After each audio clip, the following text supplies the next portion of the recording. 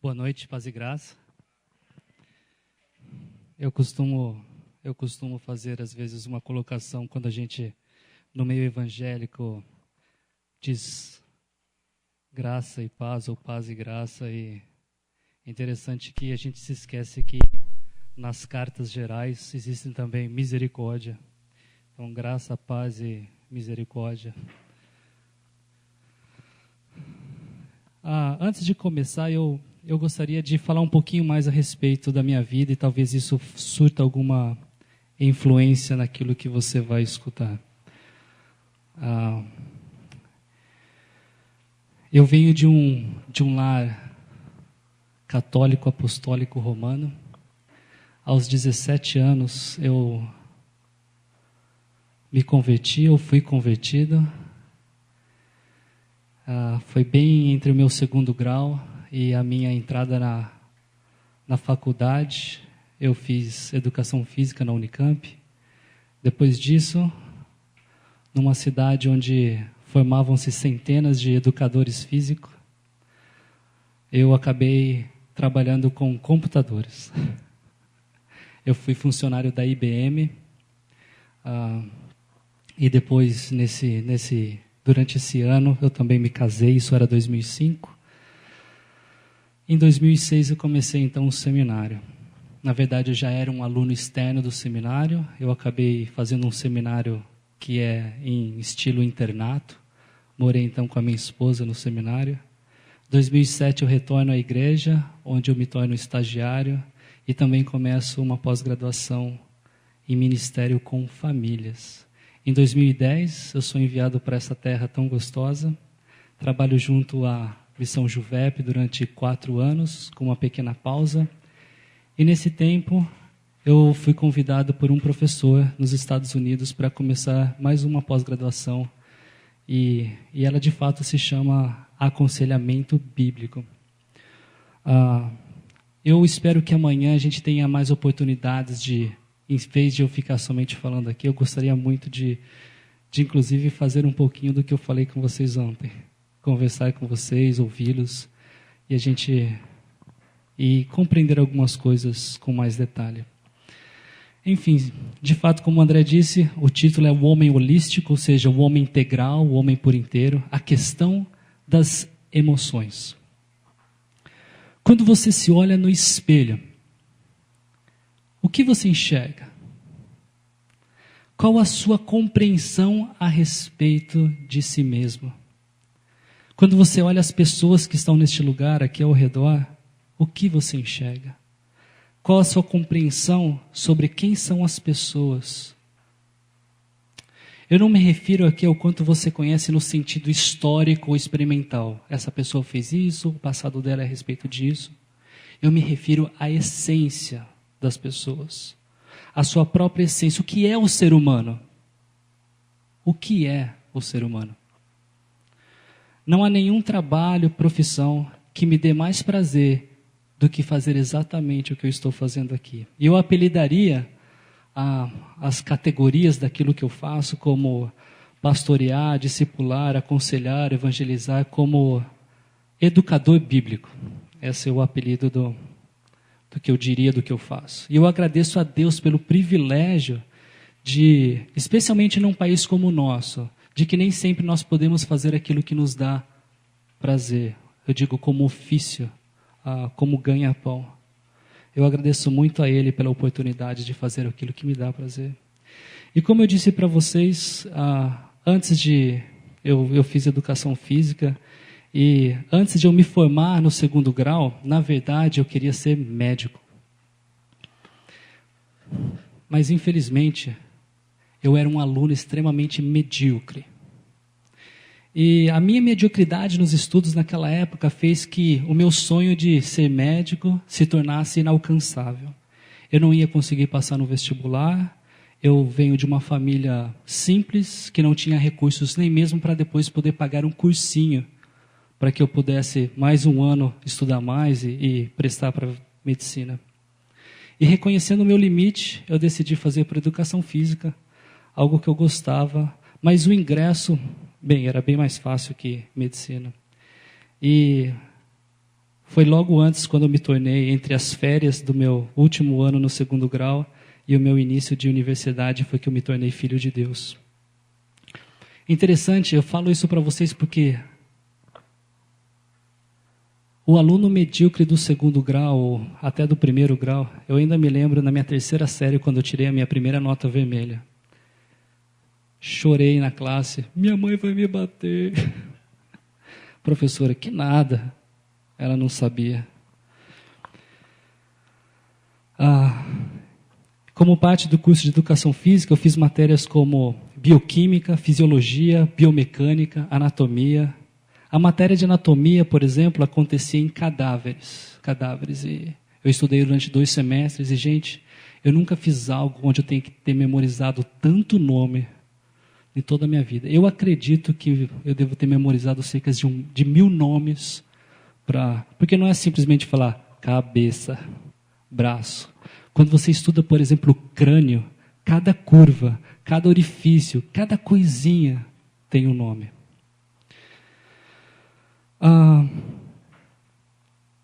Isso, ainda assim, não é suficiente para eu responder a pergunta: o que é o ser humano? Só para pegar um gancho aqui, mas isso é bem um parêntese dessa situação aqui. Mas eu me formei como o 2º melhor da minha turma e eu acredito que isso faz parte da transformação de Jesus Cristo. Do aluno medíocre para o 2º entre 75. E no tempo que eu tenho hoje disponível aqui com vocês, eu pretendo provocar vocês a pensarem biblicamente a respeito desse homem holístico. Eu espero que eu possa de alguma forma contribuir com vocês para isso. Mas antes que eu continue, eu preciso orar e pedir a Deus por discernimento. Eu preciso pedir para Ele para que Ele seja a razão de eu estar aqui. Pai, é dessa forma. Ainda que o Senhor tenha escutado tudo que eu falei até aqui, de fato o Senhor escuta os meus pensamentos, os pensamentos de cada um dos meus irmãos aqui. Eu entendo alguns dos meus limites com relação a como eu falo, a como eu desenvolvo essa ideia, mas eu espero, Pai, que aqui eu venha agradá-lo, que eu venha de fato ser um representante do Senhor, de forma a não negligenciar aquilo que o Senhor deixou revelado para a gente, que é a Tua Palavra. Que eu possa ajudar os meus irmãos aqui a serem provocados biblicamente, para pensarem nessa questão, o que é o homem? E eu oro, Pai, pedindo para que o Senhor seja glorificado. Em nome de Jesus, amém. Quantos de vocês aqui estão familiarizados com um debate teológico do homem ser dicotomista ou tricotomista? Tal debate, ele tenta responder em quantas partes se divide a natureza do homem. Mas infelizmente, desculpe me frustrar aqueles que pensam sistematicamente, esse não é o caminho que eu vou tomar aqui para conversar com vocês, ainda que seja um debate importante.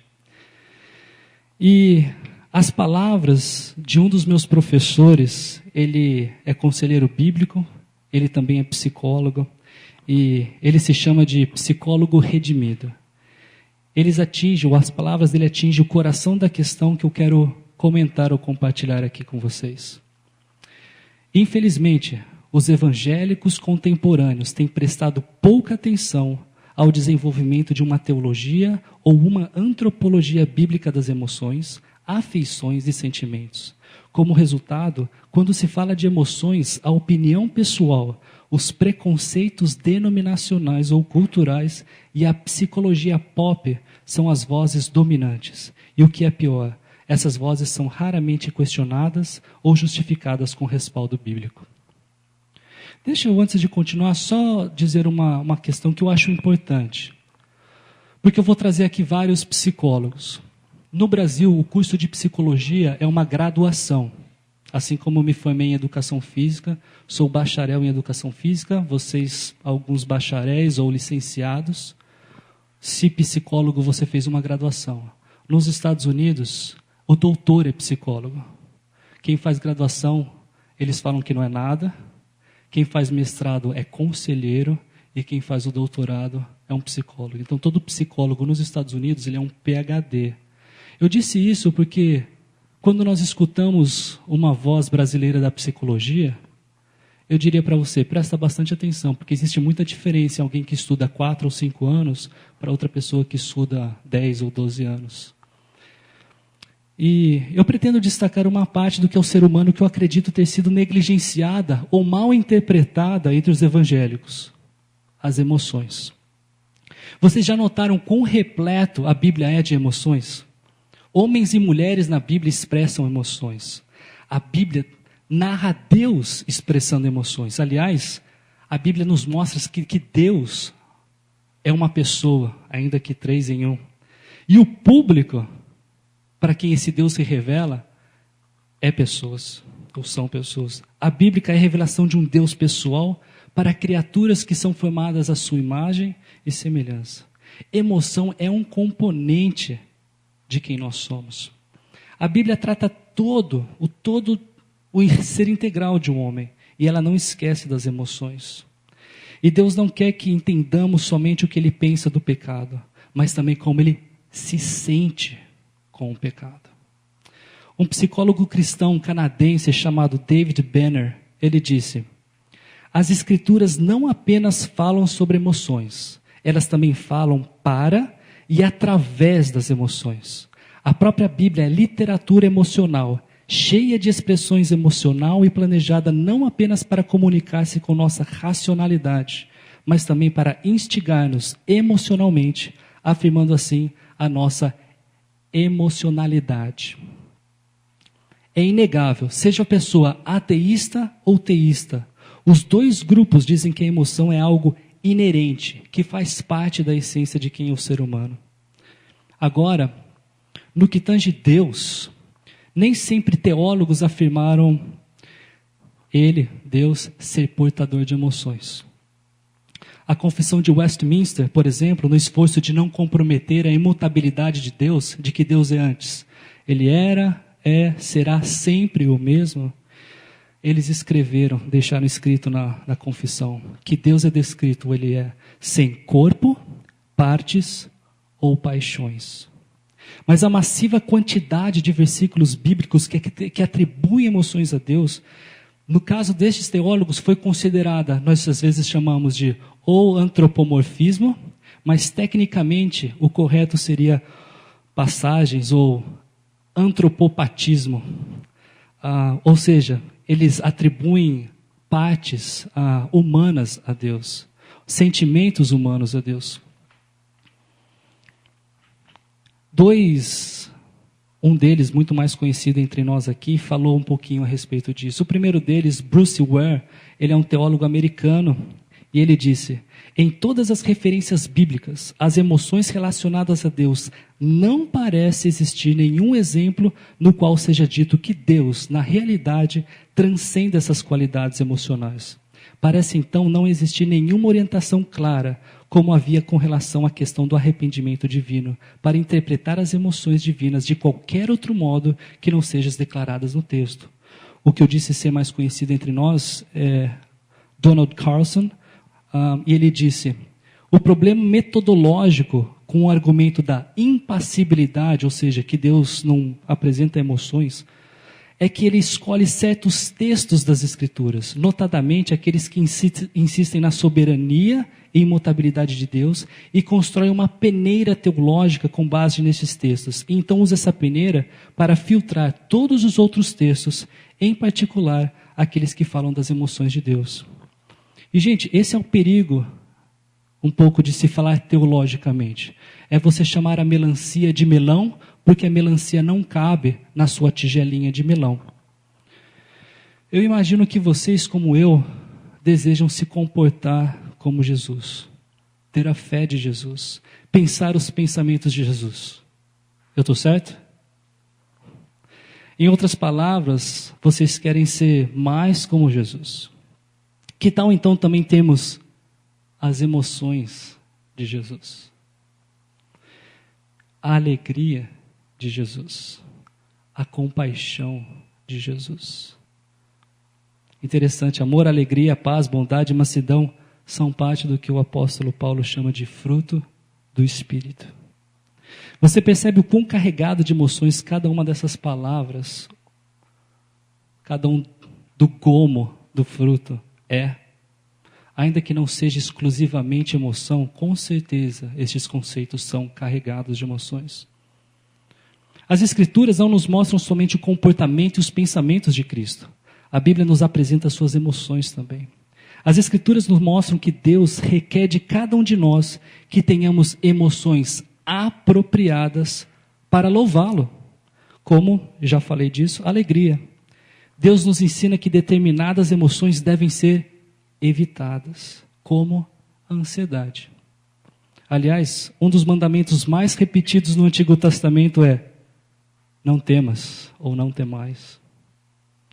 As Escrituras nos mostram que o homem justo odeia o que Deus odeia. Se não tivermos uma consciência minimamente apropriada sobre essa parte de quem é Deus e o homem, ou seja, se negligenciarmos as emoções como é apresentado, como são apresentadas nas Escrituras, corremos o grave risco de termos um conjunto de informações insuficientes para aconselhar e ser aconselhado, de forma a potencializar a mudança que Deus almeja em cada um de nós. Ser santo como Ele é santo depende de nós também termos uma emoção como Deus quer que nós tenhamos as nossas emoções. E baseando-se num artigo do primeiro homem que eu mostrei ali para vocês, do Dr. Sam Williams, eu espero aqui trazer mais detalhes a respeito disso e mostrar para vocês. Inclusive, antes disso, olha o que John Frame, um filósofo cristão, ele também teólogo, disse: a doutrina do conhecimento de Deus implica na doutrina do conhecimento de todas as coisas. João Calvino disse: o conhecimento de nós mesmos é inextricavelmente dependente de nosso conhecimento de Deus e vice-versa. Eu diria que melhor do que Frame e Calvino é o que diz o sábio de Provérbios: o temor do Senhor é o princípio ou do conhecimento. Partindo disso, eu queria trazer com vocês uma forma didática de lidar com isso. Eu espero que eu consiga. E a doutrina de Deus tem tudo a ver com isso, tem tudo a ver com o que nós devemos entender. Entender Deus significa nos entendermos. Você, meu querido irmão, onde está o fundamento das suas convicções nesta área? Se nós afastarmos o nosso entendimento de forma como o Criador entende, ou seja, como é revelado nas Escrituras, nos afastamos também da máxima ou da melhor realidade que podemos ter. Por exemplo, mesmo no meio secular, tem se discutido que o afastamento da psicologia, da filosofia e da ética deixou a psicologia espiritualmente vazia. Hoje, eu não sei quantos de vocês estão cientes disso, mas a psicologia acadêmica, ela está extremamente dominada pelo behaviorismo e pelo reducionismo biológico. Ou seja, que reduz a experiência humana, as emoções, a cargas biológicas, influências hormonais e etc. Por meio da palavra de Deus, nós vemos que Deus é uma pessoa.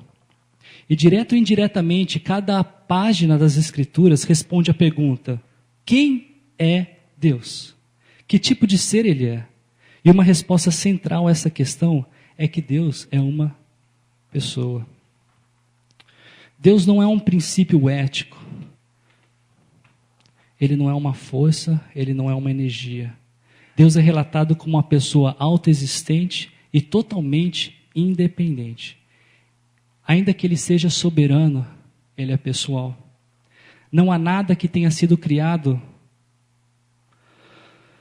que seja idêntico a Ele. Ou seja, Deus é amor, mas o amor não é Deus. Deus tem atributos, mas Ele não é um atributo. Ele é uma pessoa com atributos. Em função dele ser uma pessoa, Ele age como uma pessoa. Ele pensa, escolhe e sente. Fala, expressa prazer e desprazer. Expressa deleite e ira. Ele ama e Ele odeia. Em outras palavras, Deus é Pai, Deus é Filho, Deus é o Espírito que sofre conhece e para quem se pode mentir. Entendemos que o que é ser pessoa ou ser pessoal à medida que entendemos o significado de Deus ser uma pessoa. Deus é o protótipo para a humanidade e para a personalidade. O filósofo Alvin Plantinga pergunta: como deveríamos pensar, ou ele diz, como deveríamos pensar sobre as pessoas humanas? Que tipo de coisas fundamentalmente elas são? O que é um ser humano? O que é ser uma pessoa humana? O que deveríamos pensar sobre pessoalidade? A primeira coisa a pensar é que no esquema cristão das coisas, Deus é a primeira pessoa, o primeiro e o principal exemplar de pessoalidade. E as propriedades mais importantes para uma compreensão de nossa pessoalidade são propriedades que compartilhamos com Ele. Note, portanto, que para nos entendermos como seres emocionais, é vital que nós olhemos para Deus, cuja essência é descrita na própria palavra como alguém que demonstra emoções, porque de fato, Ele é alguém que experimenta emoções. Então observemos também que Deus, como uma pessoa, Ele expressa emoções. Como eu já afirmei, usando inclusive as palavras do primeiro teólogo e do Carlson, Ware e Carlson, a visão que Deus é descrito como alguém que sente emoções somente para que os homens entendam, não é apropriada. Em outras palavras, a confissão de Westminster, nesse ponto, pisou na bola. De fato, e quem disse isso aqui, não somente eu, estou concordando com duas pessoas que estudaram muito mais a palavra de Deus do que eu. De fato, se não fosse a influência platônica e estoica sobre os pais da igreja, possivelmente teríamos uma compreensão correta a respeito de Deus e as emoções mais cedo na história da igreja. As emoções eram vistas como um sinal de fraqueza e dependência. Mas um teólogo conhecido entre nós, agora irlandês, Alistair McGrath, ele afirmou: a reflexão patrística, ou seja, dos pais da igreja, sobre Deus, era significativamente influenciada pelo consenso filosófico prevalecente de que ser perfeito não poderia mudar ou ser afetado por influências externas. Interessante e verdadeiro é que Deus, ao expressar suas emoções, não se torna pior ou melhor. Suas mudanças emocionais não o faz errado ou mais errado, correto ou mais correto. Outra observação correta, e mais uma vez interessante, é que Deus é um ser espiritual que possui emoções. Um ser espiritual que possui emoções. Isso nos informa que as emoções não são essencialmente materiais ou somáticas. Ou seja, não é necessário um corpo físico como canal de expressão para a demonstração das emoções. Na Bíblia, vemos indivíduos que depois de fisicamente mortos, ainda expressavam emoções. As almas dos mártires clamam com justa indignação. Apocalipse 6. Quando ele abriu o quinto selo, vi debaixo do altar as almas daqueles que haviam sido mortos, por causa da palavra de Deus e do testemunho que deram. Eles clamavam em alta voz: até quando, ó soberano santo e verdadeiro, esperarás para julgar os habitantes da terra e vingar o nosso sangue? Na parábola de Lucas 16, dos versículos 19 a 31, Lázaro recebe conforto enquanto o homem rico está em tormento. Textos como os de Filipenses 1:23 e 2 Coríntios 5:8, segundo John Piper, estes textos ensinam que após a morte de um cristão e antes da ressurreição do corpo, o cristão estará com o Senhor e será capaz de alegrias muito melhores do que as que conheceu aqui. Considere então os anjos. Eles são passíveis de se emocionarem? Gabriel anuncia a gravidez de Maria e diz: boas novas de alegria. Os anjos louvam a Deus e dão glória. Por acaso vocês acham que é um louvor assim? Aleluia, aleluia. Vocês acham que é um louvor apático? Com certeza não era. Eles tinham emoções. Jesus, em Lucas 15, diz que há alegria na presença dos anjos de quando Deus, um pecador, se arrepende. Os anjos se regozijam e tremem na presença de Deus. Eles se emocionam apesar de não terem um corpo físico. Ou nem sempre apresentarem um corpo físico. Quanto à doutrina do homem, quando se fala da natureza das pessoas humanas, a ciência é amplamente incompetente, seja para formular as perguntas certas, como para dar respostas. O máximo que as várias ciências conseguem fazer é descrever o funcionamento de sistemas físicos, mas elas são largamente incompetentes para decidir questões sobre a natureza, a consciência, a intencionalidade, identidade, ação pessoal e assuntos relacionados.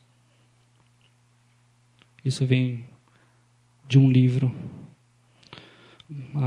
em português seria Corpo e Alma, tradução. Note que a frase ratifica a questão que, se a abordagem da natureza humana não envolver os paradigmas antropológicos corretos, então a tal abordagem nunca poderá contemplar toda a verdade que existe sobre a natureza humana. Por paradigmas antropológicos, eu me refiro exatamente à forma como a palavra de Deus nos revela. De como ela revela ser a natureza do homem, ou seja, como o Criador nos diz como é a natureza humana. E eu queria fazer com vocês aqui, mostrar como isso se aplica quando nós olhamos através da criação, da queda e da redenção. Com relação à criação, um pastor nascido na Escócia, chamado Alistair Begg, ele já é pastor nos Estados Unidos há mais de 30 anos, no estado de Ohio. Ele é um grande defensor da autoridade e suficiência das Escrituras. Ele disse: nós não deveríamos nos surpreender que uma sociedade que nega a realidade do Deus da criação esteja cheio de indivíduos que não sabem quem são e que não sabem explicar porque eles fazem o que fazem.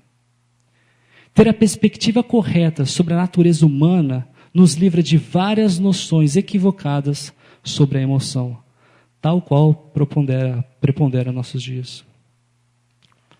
Pouco notado entre nós, mas o estoicismo caminha solto, inclusive no meio evangélico. Segundo essa linha, a paixão, por exemplo, o pensamento racional, ele atrapalha nós pensarmos cognitivamente esse pensamento racional. Ele impede as boas escolhas. Alguns irmãos, quando afirmam que Deus se importa com a santidade, na prática, sua referência não contempla a amplitude do significado do que é ser santo. Por exemplo, nossas capacidades emocionais são parte de quem nós somos, de como nós fomos criados. Contrário aos dizeres, ou que dizem os estoicos, as emoções não são uma perturbação. Existem diversos mandamentos bíblicos para experimentarmos certas emoções. Odiar o pecado. Nos alegrarmos sempre. Chorar com os que? Entre outros. Antes mesmo do primeiro homem e da primeira mulher pecarem, Deus fez árvores com frutos que eram agradáveis à vista e boa para a alimentação. Além disso, Adão, depois de Deus ter lhe feito alguém que lhe auxiliasse, lhe correspondesse, ele disse: essa sim é osso dos meus ossos e carne da minha carne. Ela será chamada mulher, porque do homem foi tirada. A empolgação de Adão, e para quem entende um pouquinho mais do texto original, é um poema, neste instante, em meio a uma narrativa bíblica. Ela mostra de uma forma muito apropriada a emoção do primeiro homem, antes da queda. Quando pensamos no propósito, um outro exemplo, da nossa existência, servir e glorificar a Deus, algumas emoções fazem parte para o cumprimento disso, como alegria, medo ou temor e prazer.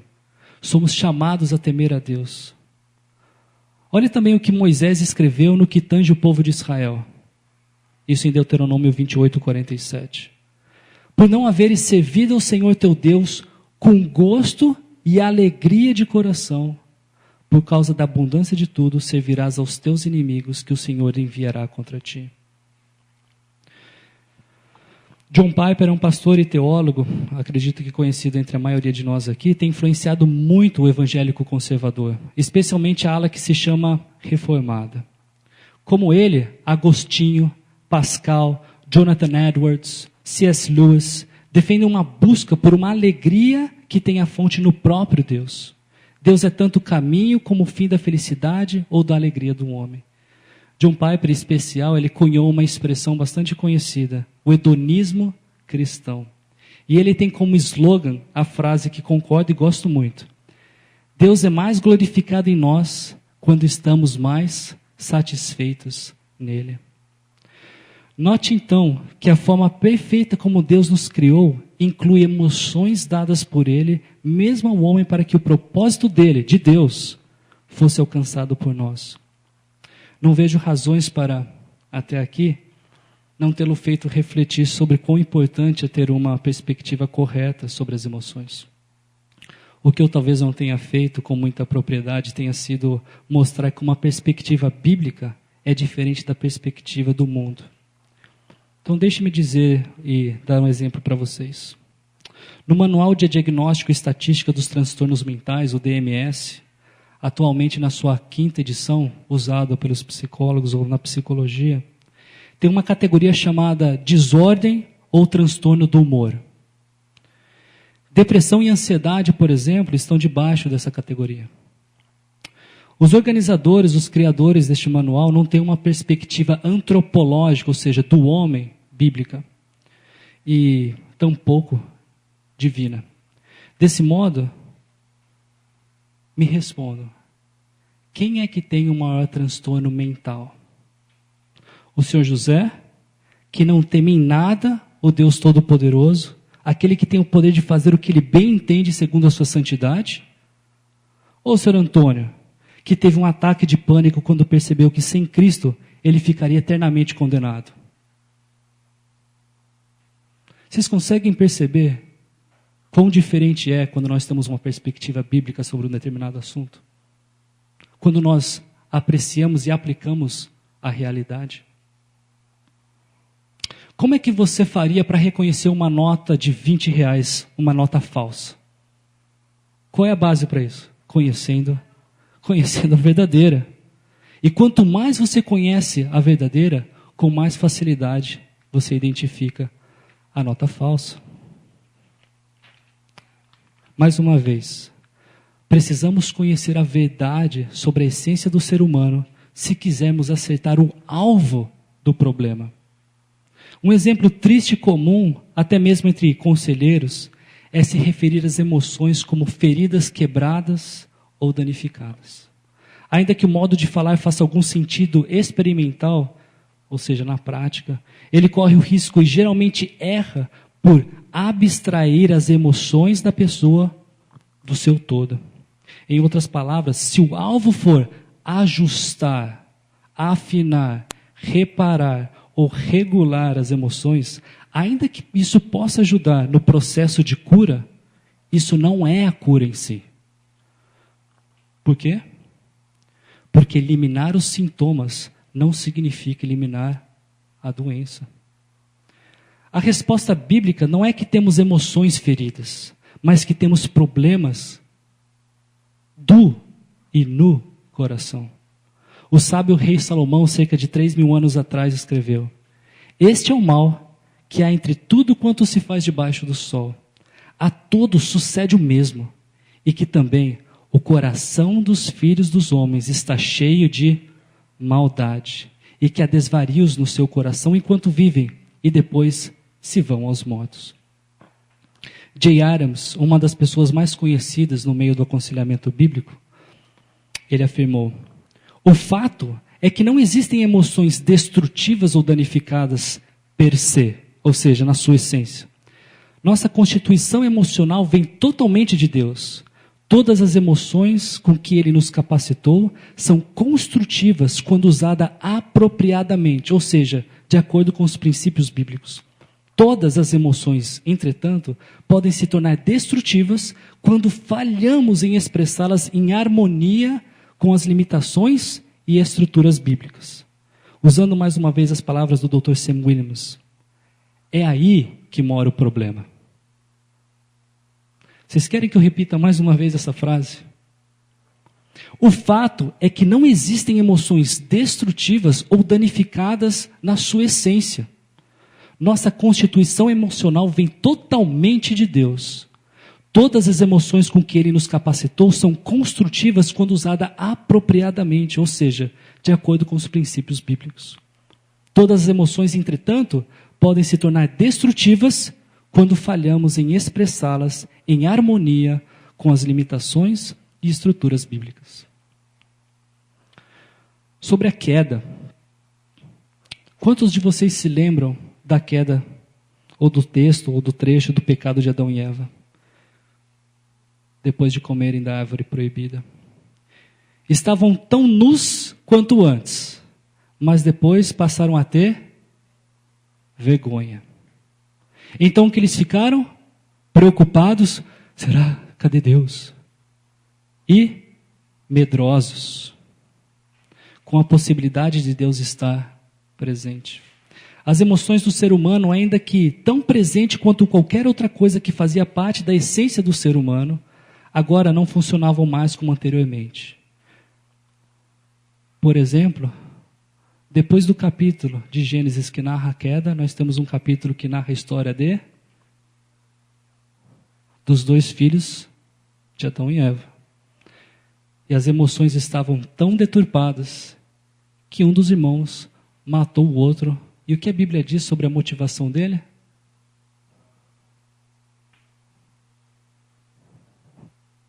Ele estava com inveja e ele tinha uma ira injusta. É interessante como um dos mitos mais populares sobre as emoções é que elas não são boas nem más, mas neutras. Carl Rogers foi um dos maiores proponentes deste pensamento e que tem infiltrado, como muitos outros aspectos negativos da psicologia, o aconselhamento bíblico. Um dos focos da terapia rogeriana, também chamada de abordagem não diretiva ou centrada na pessoa, é ouvir atenciosamente, aceitando e simpatizando com os sentimentos do aconselhado. Agora as palavras do próprio Carl Rogers. Fatos objetivos são sem importância. Os únicos fatos que têm importância para a terapia são os sentimentos que o cliente consegue trazer à tona. E depois que ele traz à tona, é ajudá-lo a concordar e aceitar os seus sentimentos. Para Rogers, a natureza interior do homem é basicamente boa e as emoções devem ser aceitas sem condições ou julgamentos. É essa a perspectiva bíblica? Uma outra forma de negação ou minimização da moralidade nas emoções é o reducionismo biológico. Nele, as emoções são vistas como algo exclusivamente atrelado ao corpo, à fisiologia.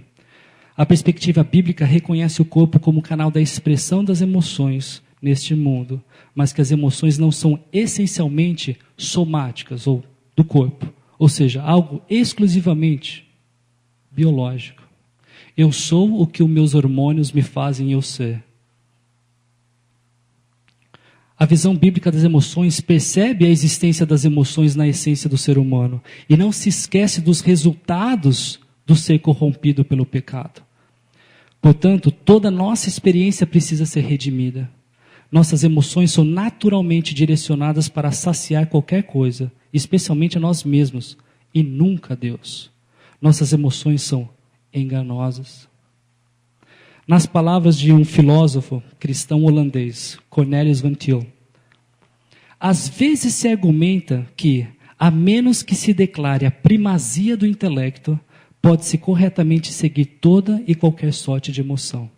Mas isso só seria verdadeiro no conceito não cristão da natureza humana. Somente no conceito não cristão do homem, as emoções são inerentemente ingovernáveis. Elas se tornaram ingovernáveis apenas por causa do pecado. Mas quando o pecado entrou na mente humana, o intelecto se tornou tão ingovernável quanto as emoções. O homem, como um todo, se recusa a submeter-se ao governo de Deus. Quando um pecador salvo aprende a controlar suas paixões, a razão primária não é que ele tenha entendido o significado da primazia do intelecto como uma verdade psicológica, mas a razão primária é que seu ser como um todo nasceu de Deus. Quando nós somos salvos por Deus, não é somente a nossa alma que é salva por Deus. Quando nós somos transformados por Deus, não é só o nosso intelecto que é transformado por Deus. Quando nós somos resgatados por Jesus, não é somente o nosso coração. Aliás, muitas vezes usar essas categorias é dicotomizar demais quem nós somos. John Frame, de novo, ele disse, mas o melhor de toda essa história, ele disse, a queda não foi, em essência, um desarranjo nas faculdades interiores do homem. Foi a rebelião da pessoa como um todo. Intelecto, tanto quanto emoção, percepção e vontade contra Deus. Meu problema não é algo dentro de mim. O problema sou eu. E o melhor de toda essa história está para ser contada agora. A redenção.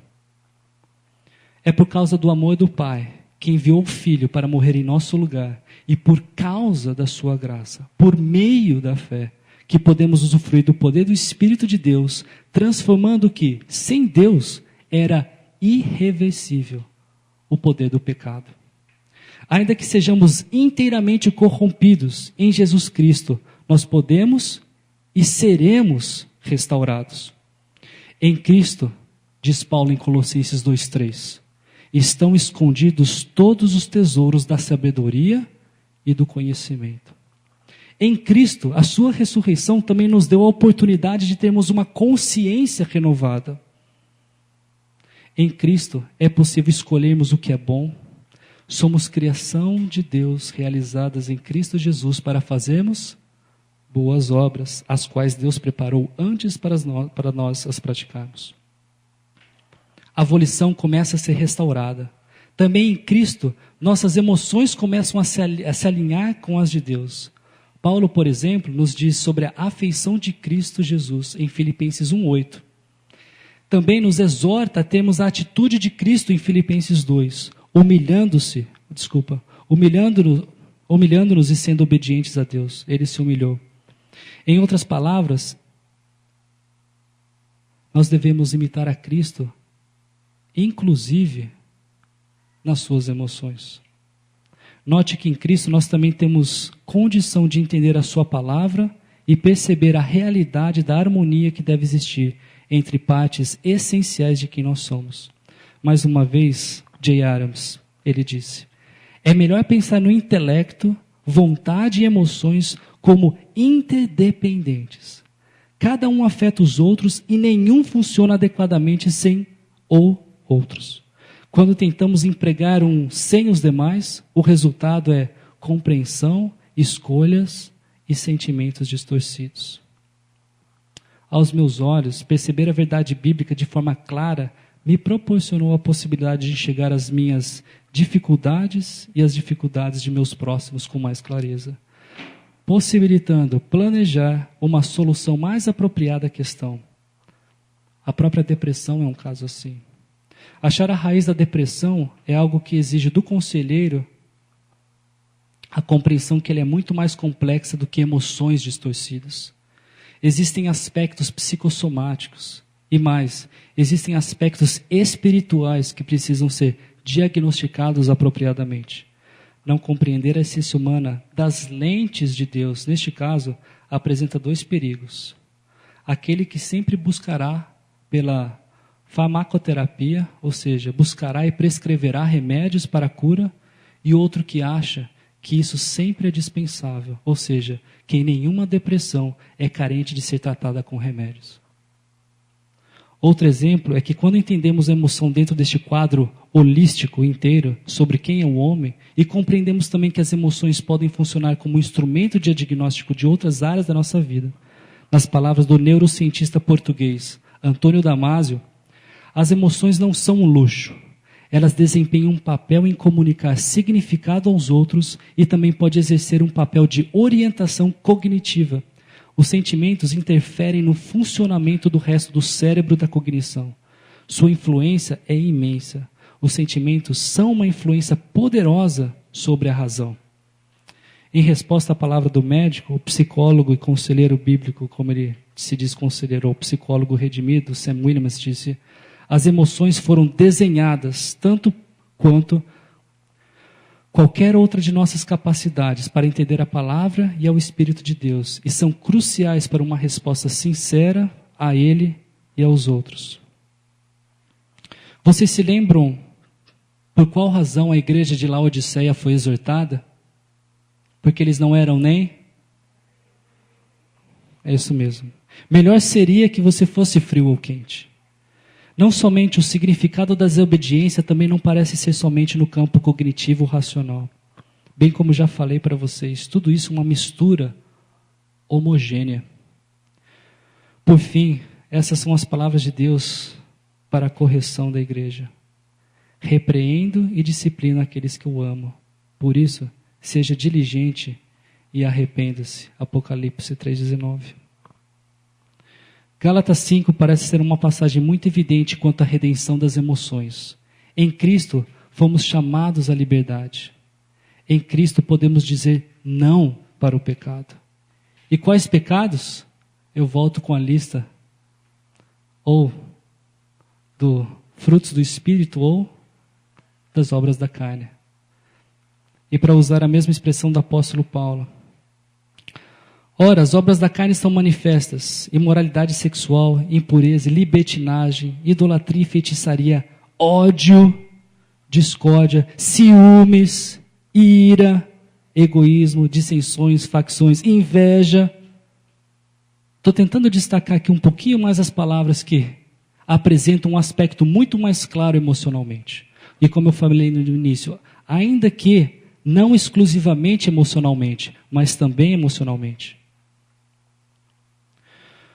Nossas emoções começam a ser restauradas em Cristo porque elas são necessárias para cumprirmos a razão da nossa existência.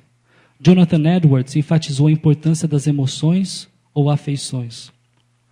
Pois embora para a religião verdadeira deva mesmo existir algo além da afeição, mesmo assim, a verdadeira religião consiste de afeição em tal nível que não pode haver religião verdadeira sem elas.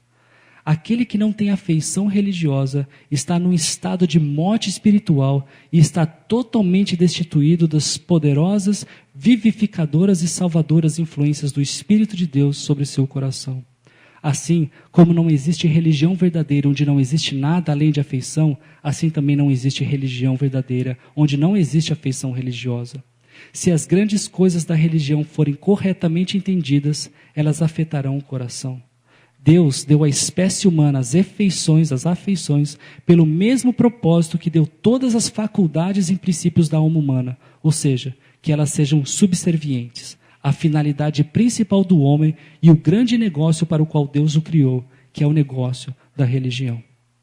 Yahweh, nosso Deus, quer que sejamos holisticamente dele.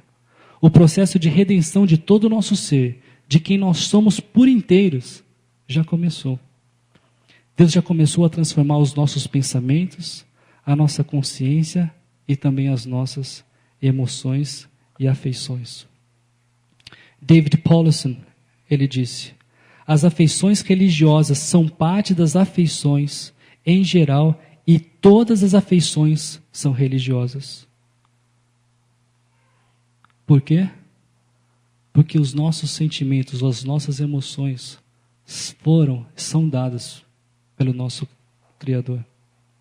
Para concluir, eu ecoo as palavras mais uma vez de Sam Williams. Qual é a fonte da nossa alegria e felicidade? Com o que nos tornamos mais pesarosos e tristes? O que provoca a nossa raiva? Quem ou o que nós mais tememos? Ele é o Senhor sobre minhas emoções, ou elas me comandam? Meus sentimentos são por Ele ou contra Ele? Minhas afeições indicam que eu o amo acima de todos os outros deuses, com minha alma, coração, mente e força? Quem ou o que é o fim último das nossas afeições? Nossos estados emocionais são janelas para nossas almas, revelando a lealdade de nossos corações. Vamos tentar pensar os pensamentos de Deus. vamos tentar nos emocionar com as emoções de Deus. Senhor, este não é um assunto tão fácil de se conversar, e eu acredito que devido aos nossos paradigmas, tanto do meio que nós fomos criados, quanto também, Pai, de muitas vezes uma falta de compreensão bíblica necessária. Pai, quão bom é e foi para mim quando eu comecei a pensar mais biblicamente.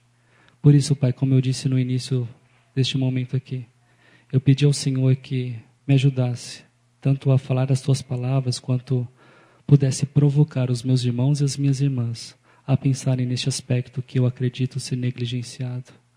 Nós dividimos o homem, nós sistematizamos o homem a tal ponto de que nos esquecemos que somos um ser muito mais complexo, um ser que parece um dominó, quando mexe a primeira pecinha, todas as outras são derrubadas. Pai, nos ajuda a, neste lugar, com os outros irmãos, a compartilharmos não somente o que nós sabemos, mas também o que nós sentimos. Porque o Senhor nos criou assim. Mas também nos ajude, Pai, a fazer isso de forma que glorifica o Teu nome. Nos ajuda, Pai, a funcionar de forma que glorifica o Teu nome. Somos tão propensos a, por exemplo, quando iramos, fazer isso de uma forma que não agrada ao Senhor.